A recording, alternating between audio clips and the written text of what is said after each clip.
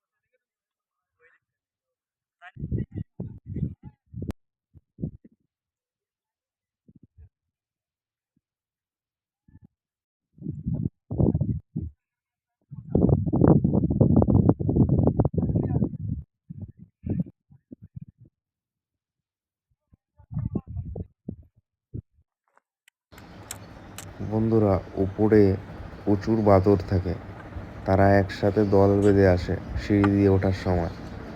তো আমি আমার মানি ব্যাগ আর ফোন নিচে আন্ডার প্যান্টের ভেতরে লুকিয়ে রেখেছিলাম, যাতে তারা না দেখতে পায়। যদি ওরা হাতে পায়, সব জিনিসপত্র নিচে ছুঁড়ে ছুঁড়ে ফেলে দেয়। এই সিঁড়ি দিয়ে অর্ধেক লোকের বেশি ওঠে না। 90% লোক এই সিঁড়ি অবধি এসে এটা দেখেই ভয়তেই আবার ফিরে চলে যায়। আমরা সাহস করে টপ অবধি কীভাবে উঠেছিলাম দেখাবো পরের পর্বে। ততক্ষণ ভালো থাকবেন, সুস্থ থাকবেন। ভিডিও ভালো লাগলে পাশে থাকবেন।